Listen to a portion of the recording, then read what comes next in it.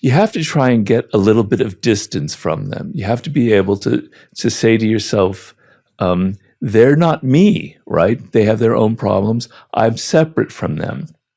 The sense of being separate from them is very liberating, right? So they have issues and they're trying to drag me into it and they're trying to drag me down. But I'm not them. I have my own life and I'm not going to get involved. Sometimes you need to have empathy, but sometimes you need to shut that off. And so the best thing in life, though, is, that's why I say there's just so many angles to approach this from, is if they're like a deep narcissist, and that's probably the most common type of negative person you deal with in the world today, and we all have come across this. The power that you have is to recognize people like that before you get involved with them, and to not get involved with them, right? And so they have signs, things that you can pick up in advance. People who are toxic, I don't know if we're going to say toxic and negative are the same here.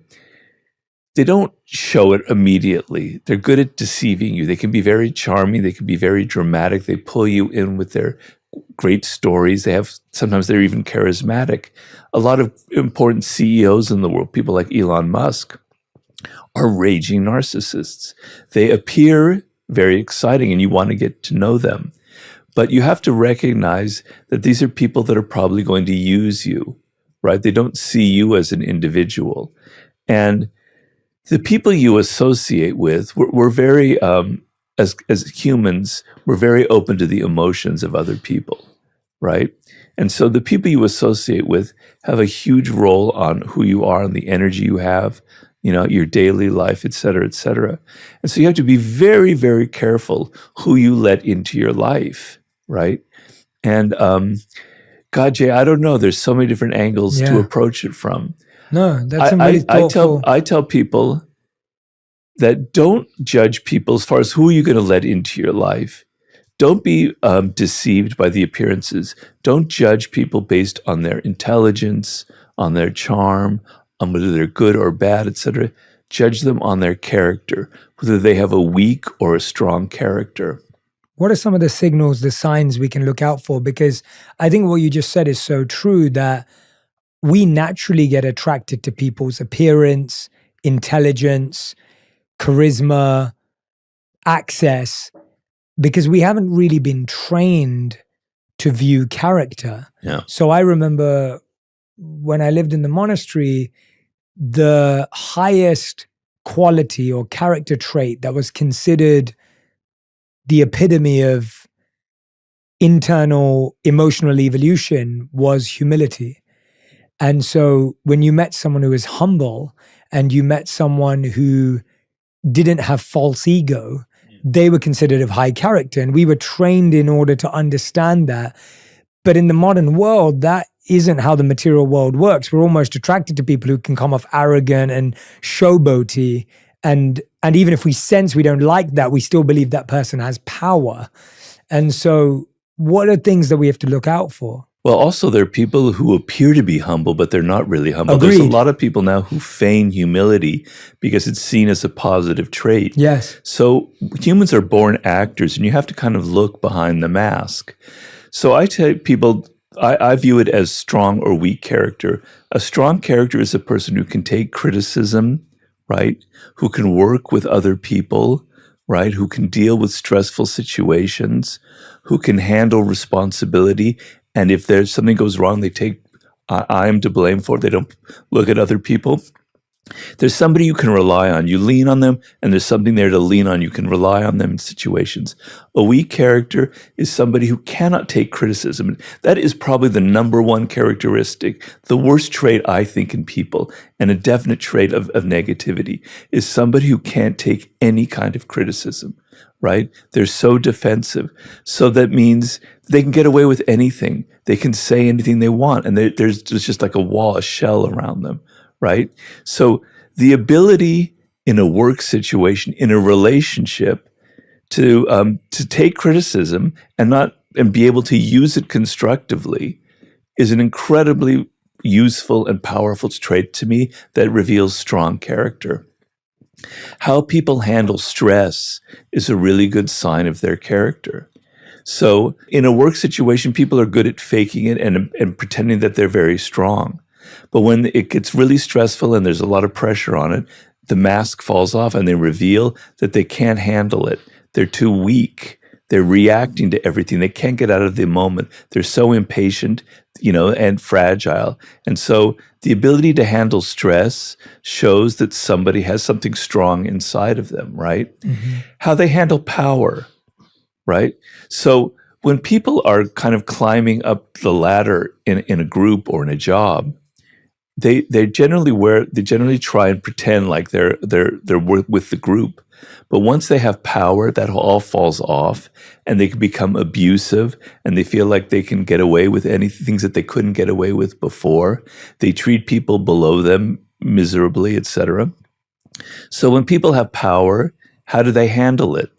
Are they responsible? Do they suddenly become somebody different, or do they maintain the character that they had beforehand, right?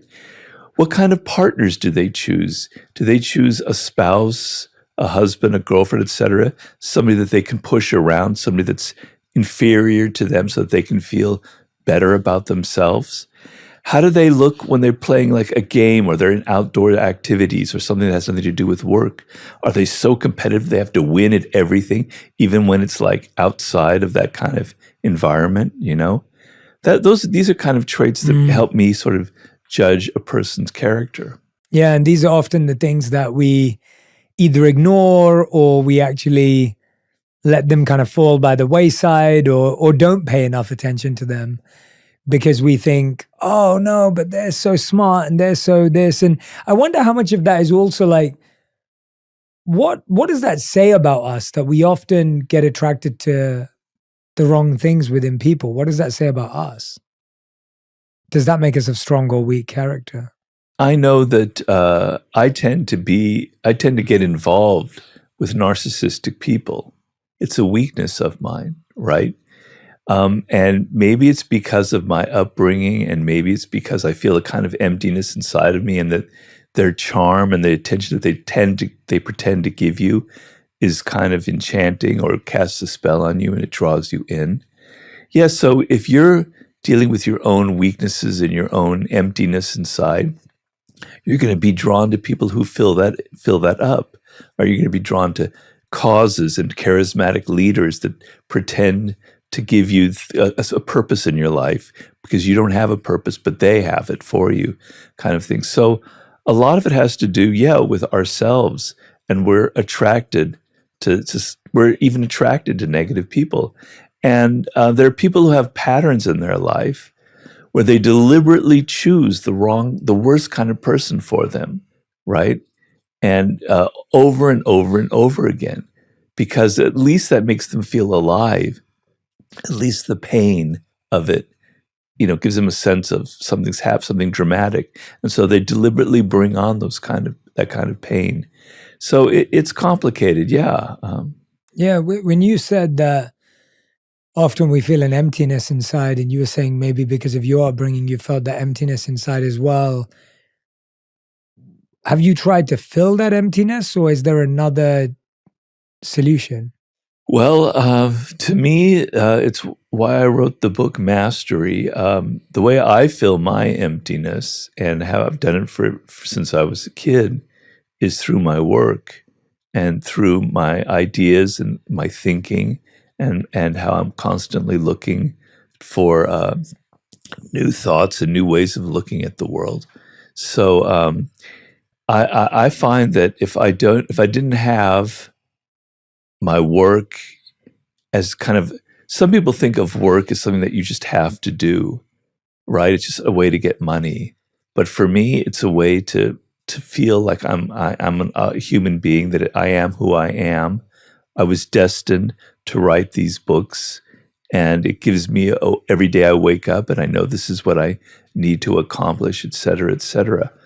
And so that's why I read so many books. That's why I'm so intrigued by ideas. That's why I'm writing a book right now about a subject that very much captivates me, because it does feel that inner kind of emptiness. But on the other hand, as someone who meditates and practices a form of Zen meditation, there is a purpose to emptiness, right? It's not necessarily good to be always having to fill things up in your brain, like you're just pouring food into your system. There is something actually kind of intrinsically beautiful about the idea that there is emptiness, that I don't really have a self, that there is actually not, that there is no such thing as a mind. Actually, it's an illusion that we create, right? It's something it's something through words that we have. So that sense of emptiness, that I don't have an ego, or that I'm confronting the world and I'm just hearing and seeing things as they are, is actually a beautiful thing. So I have to kind of struggle against this idea of always having to fill myself up. What's something you were saying you like observing humans and humanity? What's something that you've observed about humans over time that surprised you? Well, nothing really surprises me, because I read a lot of history and I see that things just keep repeating over and over and over again. I know, though, since I had my stroke, and since I'm physically weak and there are things I can't do anymore, I've actually noticed that people respond to me differently, and it's actually very positive. So sometimes I can be very negative about people. That's kind of my inclination. That's how my mind tends to work, which is not necessarily a good thing. We all have these attitudes that make us look at the world a certain way. I tend to have a negative bent towards human nature. But I must say, people have been very, very kind to me since I've had my stroke. And it's sad that you have to have an accident like that to be able to perceive it. But I've seen another side where everyone wants to help me. They kind of empathize with the fact that I'm a little bit helpless in these situations. And it's also made me kind of feel differently about other people who have disabilities or things that they can't help in their lives. But the sense of I'm a little bit helpless and people are really eager to try and help me actually is something that has kind of surprised me in a way. Yeah, I liked what you said there, that it's sad that someone has to go through something for us to then show that sides of ourselves, which means that it's always there. It means that it exists inherently within us. Yeah.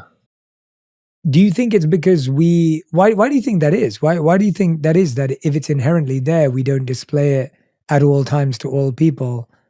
I don't know. I mean, we're all born with a capacity for empathy. It's something that interests me a lot, because the feeling that I'm connecting very deeply to another person, let's say my wife, etc., is a very overpowering emotion. It gets me out of myself, and I'm seeing the world through her eyes, as opposed to me always projecting myself onto her. It's a very moving experience. And sometimes you go to a movie and you find yourself getting inside the characters, you're getting outside of yourself, and you're feeling this empathy for them, you're identifying with them. These are all very powerful emotions, right? And we all have the capacity for that.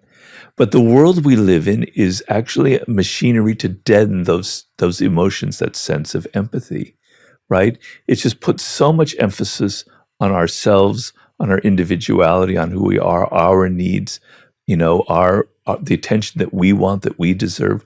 We're so focused on ourselves that natural feeling of wanting to get inside of another person. And it's very strange, Jay, because if you think about it, our inner lives are actually quite boring. The same thoughts repeat over and over and over again, the same emotions, the same preoccupations, the same anxieties. And other people, they're so different. They have their own worlds, right? It's like traveling to another country. So we should actually be much more oriented towards other people. We should have a natural interest in their world, because it takes us out of ourselves. It's like therapy. But it's been deadened by so many things in our world, by social media, by the pressures we're under, by just modern lifestyle. And so that empathetic muscle that everybody has is kind of atrophying. And yet there'll be moments where it kind of sparks to life, and you feel like, God, I want that. I want more of that in my life, more of that in my world. How do I get it? What would you say is your most repeated thought on a daily basis? Like, what do I need to do today? What's on my schedule? Yeah. So like I'm meditating in the morning and I'm trying to empty my mind and I'm going into what's known as a koan, right? And then these thoughts keep bubbling up and they're so annoying and it makes you aware of of the machinery of your own mind. And so to answer your question, it's always like, oh, did you remember that you have to call this person this afternoon? Did you remember that you have to change that reservation? Do you remember that you have to do this, that, the other? Scheduling things. So unimportant, so trivial, where I'm trying to open my mind up to something vast and important. It's little things like scheduling and stuff like that. Then there'll be other thoughts that will be repeating, like if I saw a movie from it, images will keep popping up from that and such. It makes you aware that you're not in control of your own mind, right? How have you found over time with meditation and other practices? What have you used in order to start quietening, emptying, whatever the right word is for you, releasing those thoughts so that you can connect with the vastness, be creative or self-express? Wow, it's not easy and it's an ongoing process. And I could say I'm maybe 10% of the way where I'd like to be. But first of all, you recognize, you go through a thing where a thought pops up and it's like, why am I thinking about that? I don't like it. You realize that it's just a thought. And what is a thought? Now I know we're getting really weird and metaphysical here. I like it. But it's not real. It's a phantom, right? It has no reality. Reality is your body, the present moment, the birds outside, the sky, where you are sitting, the fact that you're alive, that your blood is pumping. These are real. But that thought in your mind is a shadow. It's a phantom. It doesn't exist. It has no reality. And so I go through this process where don't engage with it. And it's really weird because then my mind plays tricks on me and it pulls up a thought that's definitely going to engage me, right? Because it wants that. It's like a sugar rush. And so I go, okay, no, I'm not going to engage with it. And it made me realize as I went through that process that this is what social media is based on.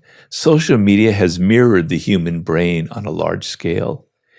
We have thoughts that are designed to grab our emotions and make us think about them repetitively over and over again, compulsively, right? And there's probably a purpose behind that. But social media is actually a genius at that, at putting up things up there. They're going to engage our emotions, so we have to pay attention. So I always try and, every time that happens, I withdraw and I say, it's just a thought. It's not real. It's not who I am. This is a very important part of meditation. Your thoughts are not who you are. They're a separate part of yourself. You are something different from your own thoughts. I don't know if that means anything to you. It does, definitely. And while we are not our thoughts and we are not our mind, our thoughts become our reality. Yeah. We find that a repetitive thought turns into a habit, that turns into a pattern, that turns into an action, becomes our reality. For example, I am a unorganized, lazy individual, usually translates into, oh, I forgot to send that. It didn't happen, because now it's a belief that's built up.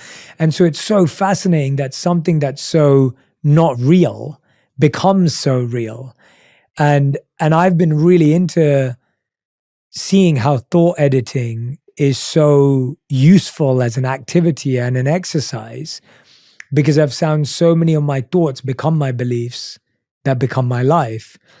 And I think a lot of people don't realize, because they don't realize that their thoughts are like clothes that you can change. We do believe that our thoughts are real and our reality, Right. and whatever we're hearing in our head is exactly what is. Right. And we don't realize that, oh, it's like looking in your wardrobe and saying, I don't like the color green anymore. I'm going to change it for blue. Right. It's as simple as that. Well, there was something I read recently in one of the Buddhist books that I like to read that said our minds are basically topsy-turvy. They're upside down. So the reality is we don't I mean, I don't want to get too deep into this, but we don't really have a self. The self is a construction of our minds. There actually is nothing there. And that kind of emptiness, that egolessness, is enlightenment. It's a beautiful feeling. And maybe in your life you've touched upon it briefly. I know I've touched upon it briefly. It's not the reality I have every day.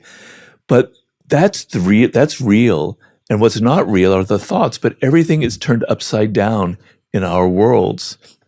And so these delusionary thoughts about people, about who I am, about my habits, etc., they become our reality when it's exactly the opposite. Right? You have to be able to be aware of that. And so, meditation is all about becoming aware of these things, because we walk around like automatons. I'm very into this writer named Gurdjieff. I don't know if you've ever heard of Gurdjieff. No, I haven't. He was he's basically from Armenia. He was in the beginning of the 20th century. He was this man who was very interested in mysticism, and he traveled throughout Asia trying to find the essence of all the different esoteric philosophies, and he created his own philosophy. And it's very interesting, very exciting stuff. He wrote a book called In Search of the Miraculous that I highly recommend people. And it's not woo-woo stuff. He was a very, very practical man. He puts it in very practical terms. But his idea is that we walk around asleep. We're on automatic pilot constantly. We're not really aware that we're breathing, that we're existing. We're not aware where our thoughts come from. We're not aware of how our body moves, et cetera, et cetera, et cetera. And so it's a process of slowly becoming aware of these kinds of things that is really I've been doing this 14, 15 years now, and it's really, really kind of changed the course of my life, I have to say. Yeah, I love that. And I can't wait to read that book now. And I couldn't agree more. I feel we're so disconnected from our mind and body that we constantly believe that someone outside of ourselves has the answer for how we feel.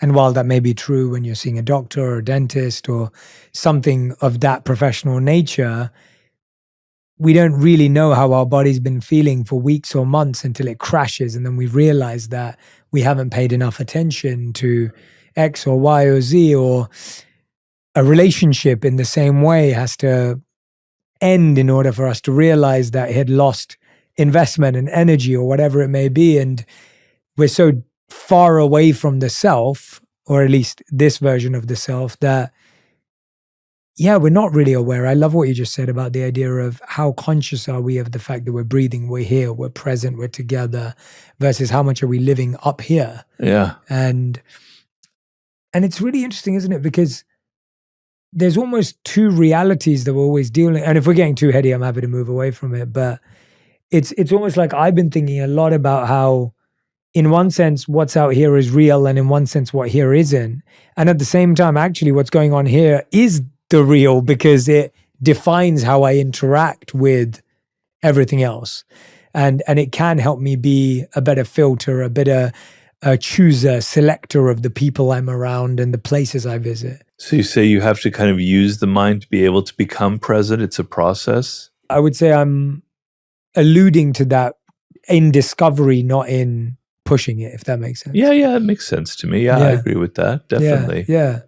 I've been reflecting a lot recently about how most of what's happening is in the invisible world, and that's very interesting. Tell me more about that. So I was thinking that in one sense you have reality externally, the visible world, but how I make sense of that visible world is all in the invisible space. And ultimately, how I make sense of it is the reality that I experience, regardless of what's happening around me, which is why we realize that people we all are telling ourselves stories and narratives all day long, but how we're processing what we're experiencing is our reality, as opposed to the event or what someone said or social media, as you gave an example. Like, I can either sit here and say, like, I know that when I wake up in the morning and I start scrolling on social media, my mind is now moving 10 times, 100 times faster than if I don't do that. And I know that brushing my teeth and showering is a much more peaceful process if I haven't looked at my phone than if I do. Right. And so that choice is being made in the invisible world. And the visible world is simply something I'm interacting with and taking from or being affected by. Well, so we mostly live in amid things that are invisible, Yes. right? Symbols, etc. Yes. Language is a symbol; it's not reality. And so things like government and social behavior, they're rules and codes that we abide by, but they're not visible; they're invisible, Yes. right? Yeah, definitely. And we're not aware of that. And so we're trying to raise our awareness of the invisible world. I'm always trying to raise my awareness of, why do I process this way? Where does this come from? Where's this idea taking root?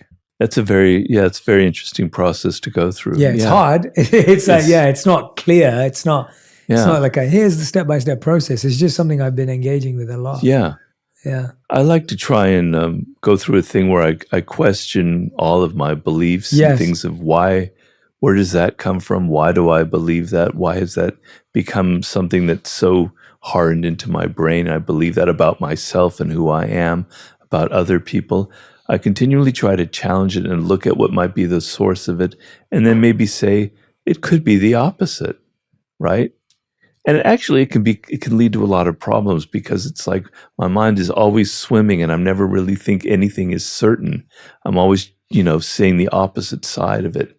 But I think in the end, it's a very healthy process. How do you? I love where we're going, because it kind of comes back to your same point. Your earlier point about how someone of strong character knows how to take criticism, which means they know how to deal with the opposite of what they think or feel.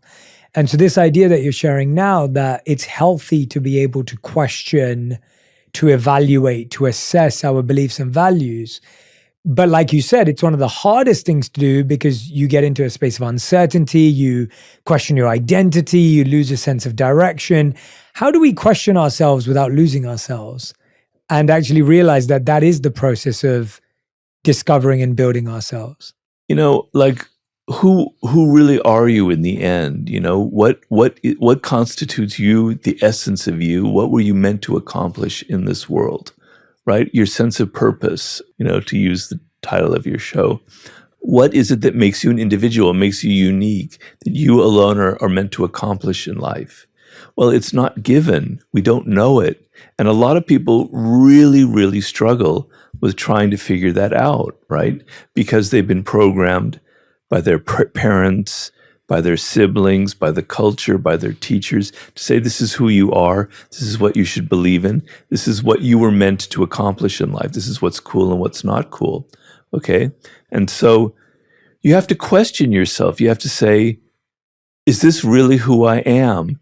Am I really interested in this subject? Am I really interested in this kind of person, in getting in a relationship with this kind of person? And so question yourself on that level. You're getting at a deeper and deeper core of maybe who you are at essence. You're cutting away all of the social stuff that's been foisted upon you, that it has nothing to do with you, right? So in some ways, you're kind of a mystery to yourself, and you're sort of trying to solve that puzzle. And you have to ask these questions. Is this something I'm actually really interested in? Is this an intrinsically important thing to me? Or is it something that's in the culture, or something that other people have told me?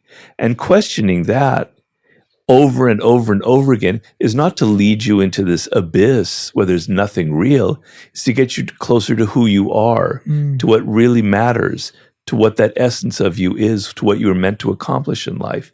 And once you reach that inner kind of gold, then you have a degree of certainty. Mm-hmm. So I knew from a very young age that I wanted to be a writer, right? I had a struggle to figure out what kind of writing I wanted. But knowing that that's who I am, probably about at the age of 8, it allowed me to go, I'm not interested in that. I don't want to do that. This isn't important. Why am I following this career path? Why am I wasting my time here? And then, so knowing that kind of core, you don't have to keep questioning yourself. So I'm never going to question myself, Why are you a writer? Why are you writing books? You should have been a pop star. You should have been a rock singer. You should have written poetry. You should have been a lawyer. No, I'll never go there because I have that firm ground beneath me. And that's what your questioning is supposed to lead to. Get to the essence of who you are. And once you're there, you have a degree of certainty in your life. Yeah, it does. It does.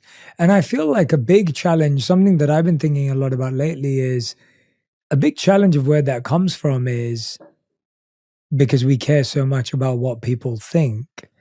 And we're scared of being an unsuccessful version of ourselves because we'd rather be a successful version of what someone else wants us to be. Yeah. And so we're scared of being an unsuccessful writer if we could be a successful accountant. We're scared of being an unsuccessful artist because we'd rather be a successful tech person, whatever else it may be, fill in your blank. And because what we think people think of us has such a strong hold on us that we can't pivot to our passions, we can't maneuver to our purpose, we can't accept that maybe I'm not what this person wants me to be.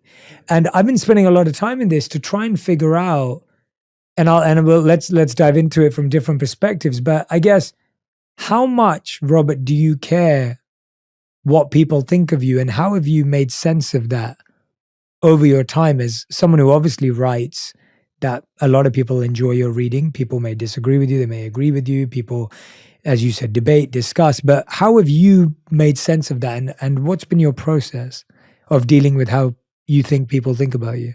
There's how people think about me who know me personally, and there's how people think about me in the social realm who don't know me personally and who have an idea of who I am, which is often very different from the reality.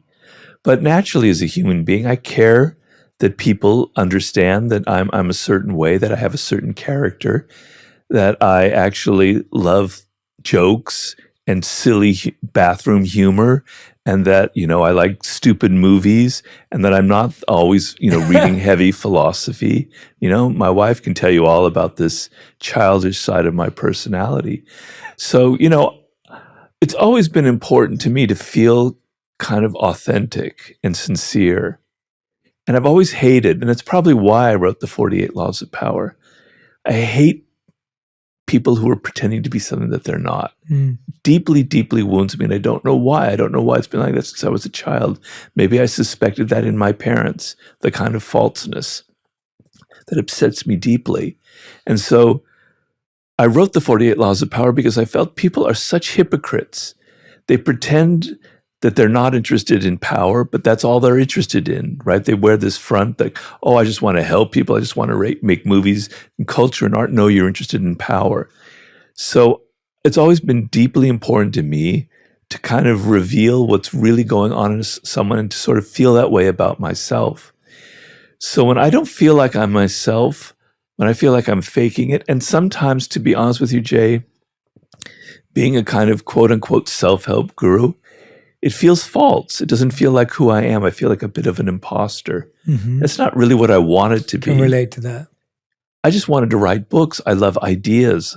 I love thoughts. I love expanding my consciousness, right? So the feeling that I'm not being who I am and that other people are kind of glomming onto that is upsetting to me. Yeah. I don't know if I'm answering your question. Oh, no, that's resonating so deeply with me. I think it's so interesting, isn't it? How your self-perception is so different from people's projection onto you. And so I can identify with that. I do what I do because I'm just sharing what I love. So I love meditation. I love wisdom books. I love traditions. I love ancient wisdom and modern science and seeing the parallels between the two. And I just love talking about that and sharing that. Yeah. And I don't think I've ever thought of myself as a guru or a guide or that kind of individual. But we in society, if someone shares or teaches or gives insight or advice, we box them or bucket them as that. So same as you, Right. We'd go in the same bucket, even though we kind of do similar things but very different things, and we probably have some similar interests and some different interests. And it's interesting how there isn't a space. Like I often say to people, I'm just trying to be everyone's spiritual friend. Like that's my goal. Like I'm that guy who's introducing my friends to cool things that they may not have come across, whether it's Eastern spirituality or wisdom or whatever it may be. Like I'm that guy, and that's all I want to be. I don't want to be anything else. Right. But it's hard when you almost get put on a pedestal, even though you didn't ask for that or didn't want that. Well, people's perception of you can almost become how you perceive yourself if you're not careful. For sure. You know? And so that's why I keep coming back to myself and going, is that really who I am? Yes. I don't think so, Robert. You know? And also, I actually I'm a flawed individual. I'm a flawed human being. I have, blind spots in my nature. I have compulsions that I wish I didn't have. And I don't like this idea that people think I'm this powerful person who's figured everything out, because I'm not. That's why, I wrote the book, The Laws of Human Nature. It was because I understand that I shared these same flaws, that I have narcissistic tendencies, that I too can feel envy, that I have moments of grandiosity. So I'm not comfortable with the idea like that I'm this somebody that I'm not, that the perception of me is. But that's what happens to a lot of successful, famous people. They become trapped in what other people are thinking about them. They become trapped in that image. And I honestly think, I could be way off base, but I'm thinking of somebody like Anthony Bourdain, who committed suicide. I think he was burdened and weighed down so much by how people thought of himself, and it wasn't who he was. And it kind of made him feel deeply uncomfortable. Now, I'm sure there were many other issues going on, but a lot of times it can make you uncomfortable in your own skin, the way people perceive you, and it can lead to deep feelings of depression and a loss of who you are. Yeah, absolutely. I mean, could write a new book called The Flaws of Human Nature. It's like, thank you. It's well, that's what the book is. Yeah, really. yeah. It's the 18 dark corners of human nature. But yeah, that's a good idea. Yeah, it's just a thought of like, it is true. There's a seeking of perfection, and there's a sense that we've created in the world of before and after, in the sense that if you look at like a workout program, and there's nothing wrong with this because it makes sense, but there's a before picture and there's an after picture. And if someone's wealthy, it's like they were poor and now they're rich, and everything's a linear before and after journey. And what we're talking about, and I fully agree with you on this, is that actually all of my challenges are cyclical and they're different. So it's not that I never feel envy anymore. It's that I feel it differently to how I felt it 10 years ago. And hopefully I'm a bit better at dealing with it and understanding it and engaging with it than I was 10 years ago. But it's not that it doesn't affect me anymore. Right. And same with spiraling thoughts. It's not that I don't have anxious or negative thoughts anymore because I'm enlightened. I still have those thoughts. I just deal with them better than I did 10 years ago. And I probably have more tools to help me engage with them. That's true. That's very, and I think that cyclical nature is a wonderful thing to accept as an individual and as someone who's learning, because you then don't fool yourself to think, oh, there will be one day where I will no longer have a negative or anxious thought like Jay and Robert. Like, they probably never have it. And it's like, well, yeah, you probably have less, but it's not that I never have them. Exactly. Right? Yeah. Yeah. And so that kind of idea of this before and after, I think, is what confuses so many people, because it feels like, oh, there is a point at which I never have to go back to being this version of myself. Well, that life isn't like that. It's weird sometimes because before the 48 Laws of Power came out, I was just this nobody living in a one-bedroom apartment in Santa Monica, rent-controlled, never really made any money, never really had any success in life. And I was constantly giving people advice, but nobody would listen to me because I hadn't written the book. And suddenly the book comes out and I'm supposed to be a different person. It's very strange. But I'm actually the same person that I was when I was living in that miserable one-bedroom apartment, and giving out my advice that nobody listened to. Now people listen to it. But the only difference is because suddenly I have this credential, which is very strange. Yeah, I can relate to that in so many ways. I used to be mentoring, coaching people in my community. I would do these little events in London 10, 11 years ago now, where like 5 people would show up, and it was, I was just doing it. I would speak at universities for free for years. Like it's been such a big part of my life to just do this. I've always wanted to be someone who's learning and sharing. That's what I enjoy. I enjoy learning and I enjoy sharing. And I enjoy synthesizing and making things simple and practical for other people. That's what I get my joy from. And I was always inspired by 2 quotes. One is Ivan Pavlov, where he said, if you want a new idea, read an old book. And so that's always been something that my work has been inspired by. It's always based on ideas that seem timeless, but they're and old. Very beautiful, yeah. Yeah, and then there's another thought from Einstein, which is another part of what inspires my work, which is if you can't explain something simply, you don't understand it well enough. And so these were the 2 kind of tenets that what I enjoyed doing in the world. And again, I don't think they're magnificent, miraculous, or brilliant. They're just what I'm meant to do. And there's such a beautiful significance and insignificance in that very understanding. Like it's really significant building because I'm like, I know what I have to do. And it's really insignificant because I'm like, it's just what I have to do. It's not the best or the worst, or it's not comparative. Right. And I think that's how, when you're talking in the daily laws of power, that's kind of how, in different words, how you describe like your life's, your life's gift, your life's work, your life's path. I've always liked old books myself. So, I read a lot of books of philosophy, etc., history, but I also read books of famous Zen classics.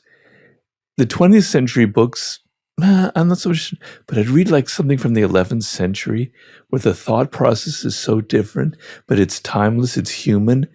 Man, it is so beautiful. It so sparks these ideas that he, or this writer, this thinker, was dealing with the same things now, 1,000 years later. But they still strike a truth. But it's in this language that's very weird and primitive and barbaric. I don't know why that excites me so much. It's the same idea that a modern writer might write, but put in the words of somebody 1,000 years ago, it suddenly touches me. Yeah. Can you explain that, Jay?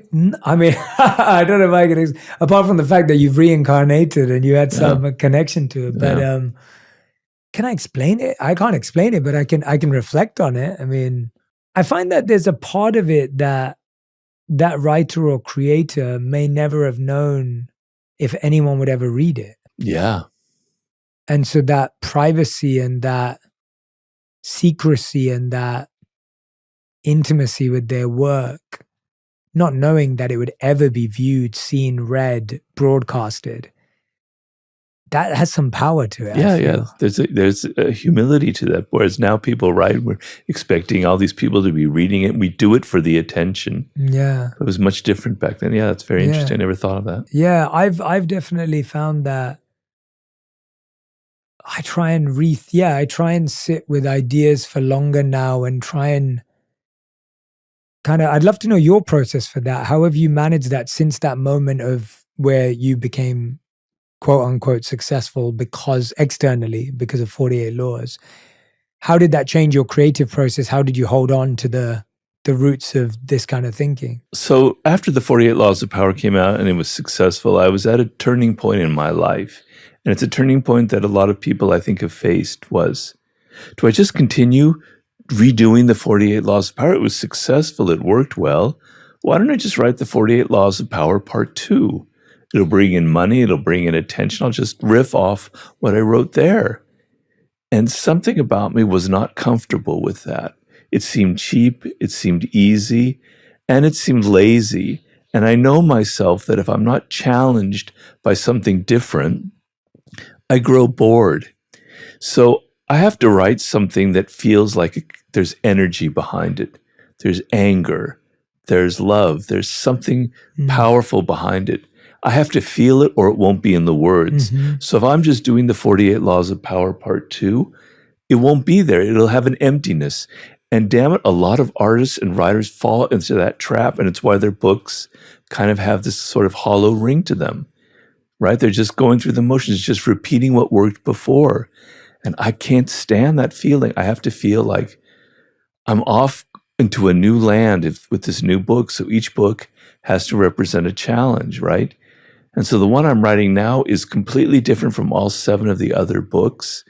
And it's an incredible challenge, but it makes me excited about every day because I know I cannot repeat the same kind of books over and over and over again. My soul becomes dead, and I have to feel alive with each project. Am I answering I keep feeling like I'm not answering You are. You're totally Okay. answering my question. I'm loving these personal answers. No, I can resonate very deeply with that as well. I always try and write about something that I'm working through or struggling with, whether it's personal, whether it's with clients, whether it's with someone in my life, friends, family. Like, it feels alive. It needs to feel alive. Yeah. I can't write from a point of theory or knowing. Yeah. Like, the book has to be a discovery. Exactly. And I've only just started my journey. I've only written 2 books, but as I'm hearing you, I'm happy that I feel that I'm thinking about it in a healthy way. Yeah.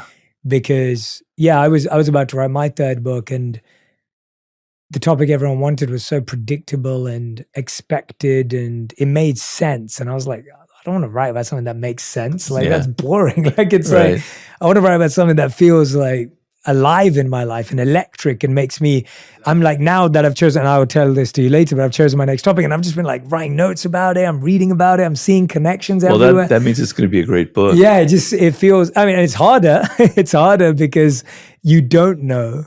So you're spending more time, like we said earlier, you're spending more time with emptiness because there's a sense of, well, I don't know which direction this book's going to go in. Yeah. So it's that comfortable with discomfort and uncertainty. Yeah.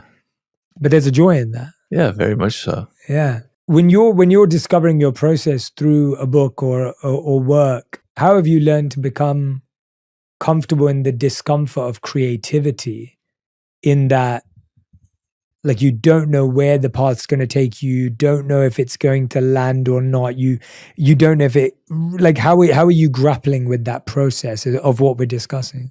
Well, it's very strange because I'm dealing with it right this very moment. I'm writing something that's driving me crazy. And it's this, and the very subject I'm writing about is about what I'm going through. So I'm writing it, this is in my book on the Sublime, and I'm writing about the concept of the daemon. Are you familiar with that? Mm-mm.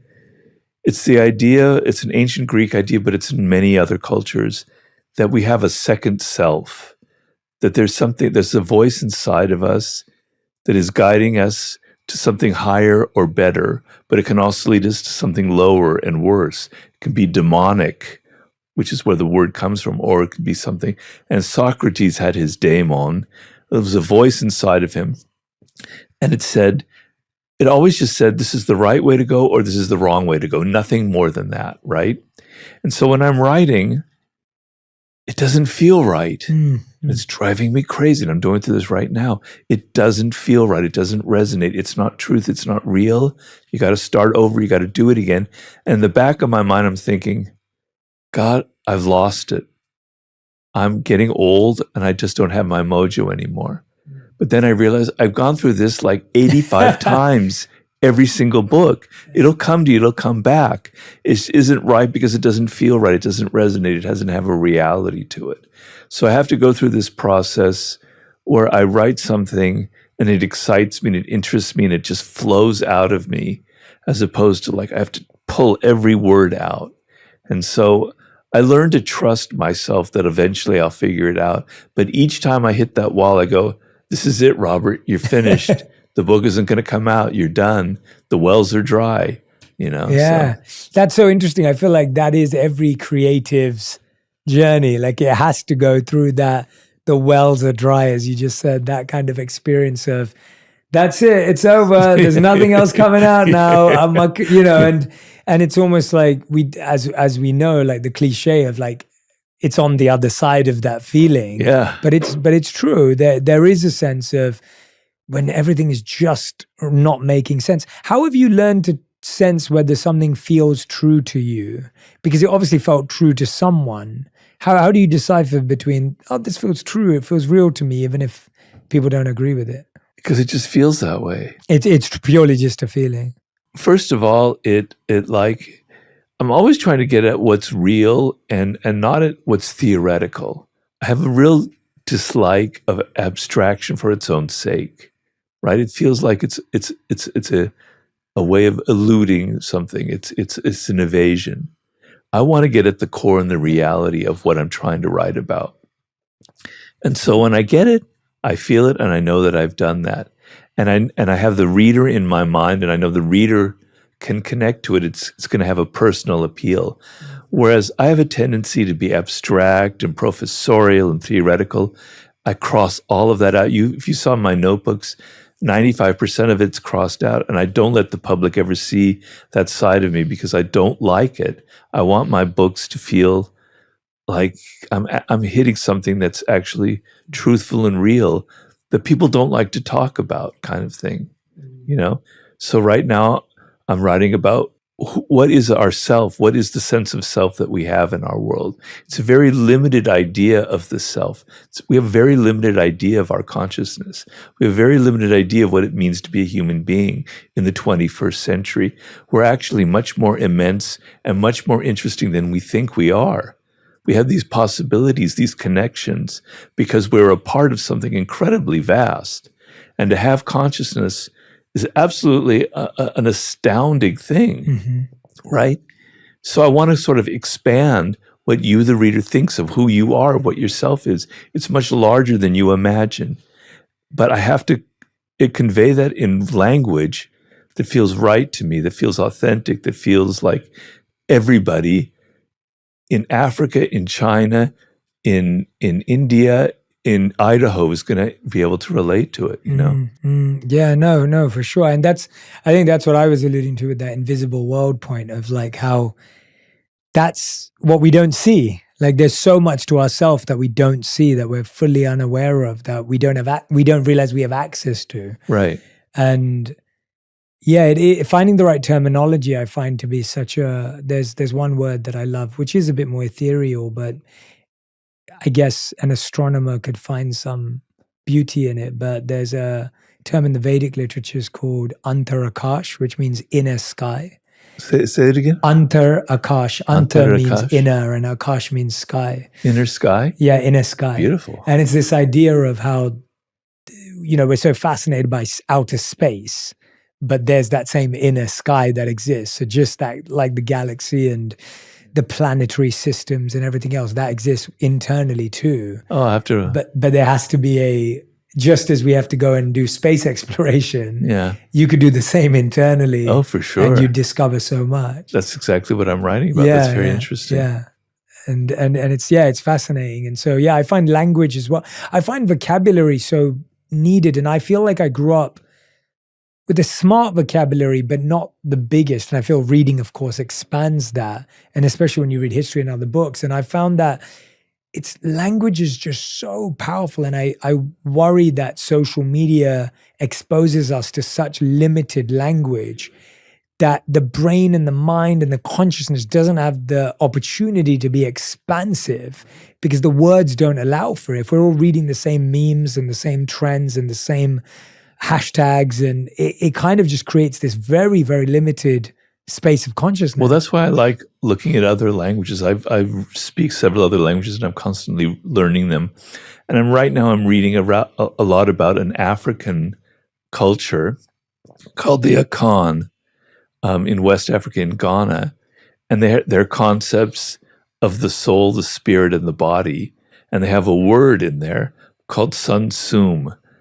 And we translate it to spirit, but then I'm reading the African philosophers who actually know that word, and they go, it's not the same as the word spirit, and then they go on and describe it. And that one word contains all of these other worlds that are so weird and interesting that the word spirit in English does not convey, right? And other languages have that sense. And so language can have that possibility where it opens up.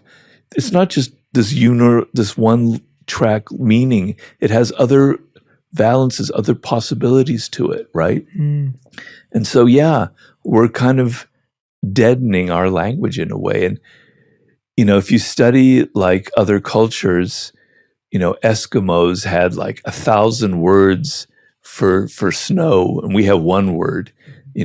Russians have like 40 words for the color blue, and we have one word, kind of thing.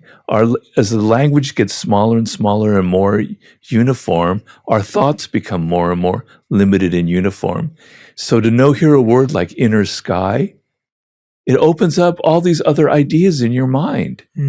Whereas we don't have a word like that in English, And then because I'm doing things with Zen, Japanese language is so rich with things that we can't possibly even begin to express in English, So, yeah. What have been other ways of people opening up their minds? This has been one of my favorite things to do. I remember reading a quote from Robin Sharma years ago that said, ordinary people have big TVs, extraordinary people have big libraries. And it was one of those, little dreams I had. That I was like, one day I have a home, I'm going to have a big library. And that was one of my most favorite things to kind of put together when I moved here. And I started spending more time when I would travel, I've always collected books. And I started also expanding my audio library. I realized when I was growing up, we listened to a very limited form of music in my home. And even as I was growing up as a teenager, I listened to like one genre of music. What was that? Rap and hip hop. Like that was, and again, I love rap and hip hop. I love rap and hip hop history. It's super cool. I have no issues with it. I just think that my audio library was so limited in my teens that now that I'm in my 30s, I'm trying to listen to so many random different things, which again inspire different thoughts, different feelings, different emotions. And so I've realized that vocabulary was one thing.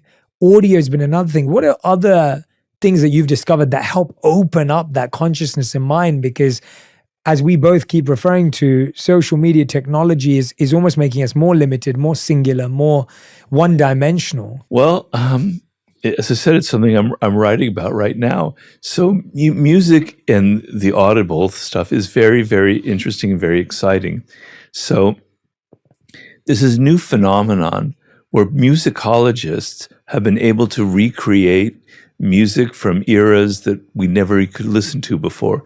So I was writing at one point about a festival in ancient Greece, and to put me in the mood, I wanted to hear ancient Greek music. Well, that doesn't exist. I mean, there are no recordings of it, but sure enough, there are. And the rhythms and the sound is so weird and alien that music captures the spirit of a time, right? So if we're only hearing these same melodies, you hear cars going by with that same kind of pop song, it's such a limited circle of harmony, such a limited circle of what music can be. But when you open up to African music, to music from ancient Babylonia, to Greece, to music in South America, other rhythms, other poetry in music and sounds, it's mind-blowing. It's interesting. So that's what I'm saying, that the human animal is much more interesting than we think it is. Reading about ancient cultures is a very mind-expansive project you can go on. Are there any books you'd recommend in that regard? You know what's so exciting now is they have these books called The Daily Life in Ancient Babylonia, The Daily Life in, I forget which city in India, The Daily Life in Ancient Greece, etc. And you get a feel for not just the grand philosophical issues, but how people ate, what their houses were like. And so I was I just wrote a chapter about our relationship to time and history. And I was trying to take the reader in my new book, I'm giving them exercises.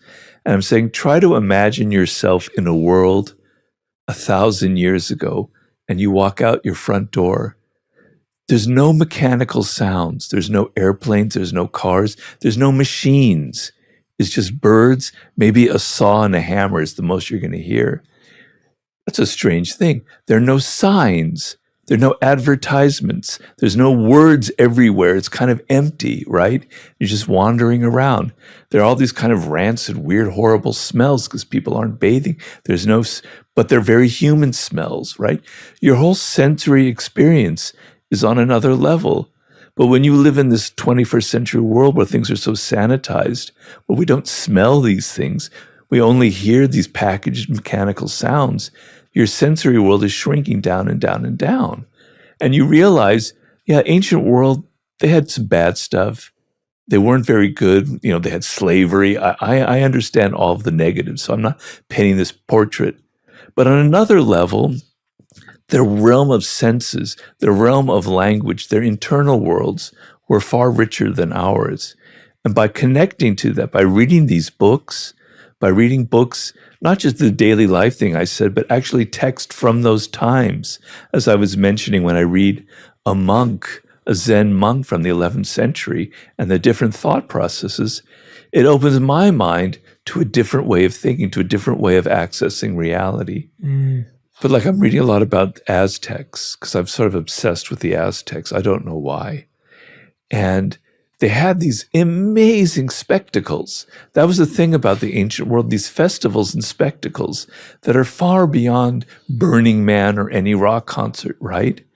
You know, I could describe the fire ceremony in Aztec culture that only occurred every 70 years. There is nothing you can ever imagine in your life that would be like that. It is so utterly spectacular.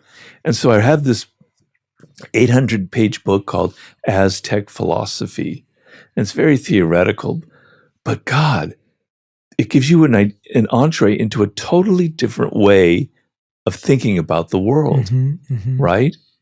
Where they have these metaphors that the universe has this energy. Some of the energy is like string that's being wound around in a certain way. It's like weaving, like other things like that, this kind of energy that the world has. Wow, this is fascinating. You know, our ancestors were actually thinking, but they're not they're us. It's a human being. We're all human. We all have those same kind of consciousness. Yeah. You know, I love also finding things in cultures that match, but are in different languages. And so, like what? So I went to Hawaii a few years ago, which obviously for someone who grew up in London, it's not normal. People in America or LA travel to Hawaii fairly often. I went to Hawaii and, well, not often, it's more accessible, but I went recently and my wife and I went on one of the tours there and they showed us the petroglyphs, which are there obviously like markings and storytelling technique and tool. And they were showing us how when a child is born, they used to place the umbilical cord on the ground and they would then draw a spiral around it. And that would be seen as a place that the child could always come back to feel the energy and reconnect with the earth. How exciting. And I was thinking, that's spectacular. I wish everyone felt disconnected to the earth. And then we would go out every morning on a canoe. I forget their name for it, but they had their version for it. And they would pay respects to the sun and the ocean. And we would take part in this ceremony with them. And in India, there's something known as Surya Namaskar, which it translates to sun salutation. Sure. Which, again, I've talked to Andrew Huberman about this. It's like kicking off the circadian rhythm, but the goal is you pay your respects to the sun for everything it offers to you and the energy that it provides. And so to see that in Hawaiian culture, Indian culture, and then I was in Bhutan recently. I went on a trip to Bhutan, which I'd always wanted to visit.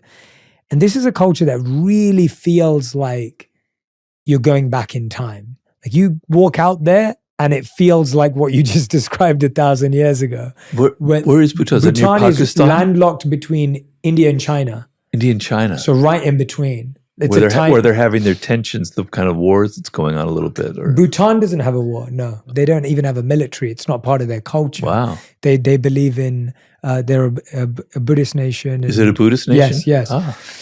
And their practices are very protected. Their culture is very protected. Like everyone generally still wears the cultural dress. How exciting.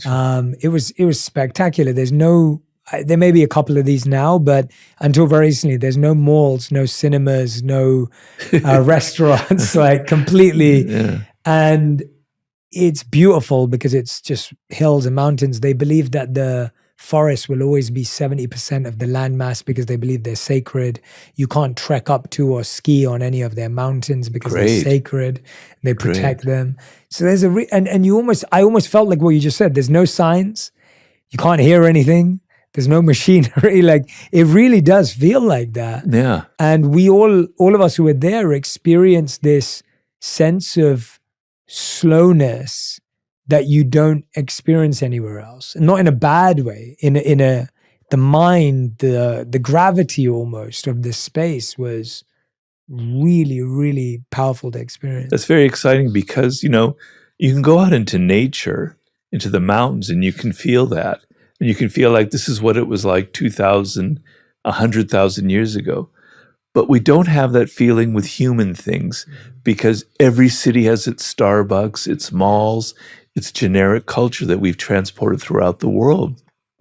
So to have a place where you can actually go back in time is fantastic. Mm-hmm. But I wish it wasn't so far away. Yeah, it's fine. It's worth visiting for anyone who wants to. It was a really special trip. But you're right. The generic culture is the right word. Actually, there's every street looks the same. Every area looks the same.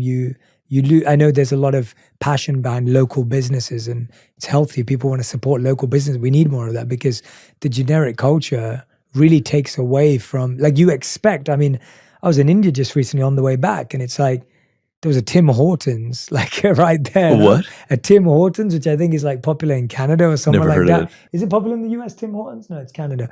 Or my wife was telling me about it, but it was just one of the. It's and then there was a Starbucks, and then it was the same, the same thing. And I was like, I'm in India, like I know. like I don't not expect it, but it's the generic. That's what's made the brain so dull. It has. Yeah, we're becoming homogenized. I mean, I like going to countries like Mexico because there's still pockets in Mexico where you can feel something of a very different culture. It's only in small little areas, but it's very exciting. It's nothing like Bhutan, but you can still get it a little bit, Yeah. Robert, it's been such a joy talking to you today. And as always, I love how we just get lost. And this is what I wanted. I was craving a authentic, real connection of where both of our minds were in this moment. Okay, yeah. But I want to end with a few solid, fast-paced questions. We call this the Fast Five. And I probably did it with you last time, so I'm going to change it up this time for you. I hope my mind is fast enough to keep up with you. So you have to answer the questions. It's more like the final five. You've got to answer the questions in one word to one sentence maximum. So, Robert Greene, these are your final five. The first question is, what is something you had wished you'd learned earlier? The piano. I mean, I know you were probably thinking about that's beautiful. Something about life, but I love music, and I wish I had learned the piano when I was young. Do you still play? Do you play now? No. No, okay. Second question, what is something that you used to be sure about, but that you now are less sure about? I guess a sense of right and wrong, or good and evil. Mm-hmm. When I was young, I had a very strong sense of it. That's a great answer. And now I'm not so sure about what it is. It's a great answer. Question number 3, if you could go back and live in any age, I'm thinking you're going to say the Aztecs, but where would you like to go, and where would you want to live, and what would you ask?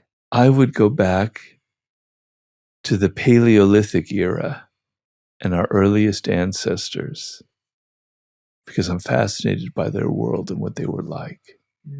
So the Paleolithics, 20,000 years ago, okay? And I would like to know about their religion, their spirituality. I'm interested in origins of human consciousness. So, Have you read any books on that? Yes. What would you recommend if someone's... It's a subject that my last chapter I was writing about. Wow. The origin of language is the origin of human consciousness. Wow. It's the same time that there were the cave paintings, right? The famous cave paintings in France, but they're all over the world, Aborigines, etc. And that was the beginning of symbolic consciousness. Yeah, there are all sorts of books written on that subject. Amazing. Question number 4. If you could have 3 people over at your dinner party, any 3 people you choose, living or dead, who would they be? One would be Friedrich Nietzsche, because I'm reading a biography of his right now that's unbelievable. The other would be Buddha. Why not? And then the other would be it's a very odd mix of people, so I don't know if they're going to get along. That's a good party, though, isn't it? Yeah, I'd say okay, maybe Socrates, Okay. and let the fur fly. Fifth and final question, Robert. I find these stressful. They are stressful. Something you're trying to learn right now. To be more forgiving about myself, because I'm extremely unforgiving. With yourself? Yeah, not easy. It's not been my life pattern. Where did the pursuit begin, and why is it a worthy pursuit? Well, I think because of my upbringing, I always had a feeling of never good enough. I'm never smart enough. I'm not doing enough. I'm not a good enough person, and I internalized that. And so it's probably partially led to my stroke, probably makes me drive myself too hard. And so sometimes I just have to be more forgiving. So instead of thinking, God, I'm never going to write anymore, the well is dry, the forgiving aspect is, Robert, you're tired, you're exhausted, you're doing fine, it's going to come. It will come. Just trust it. So it's kind of like, being indulgent towards yourself.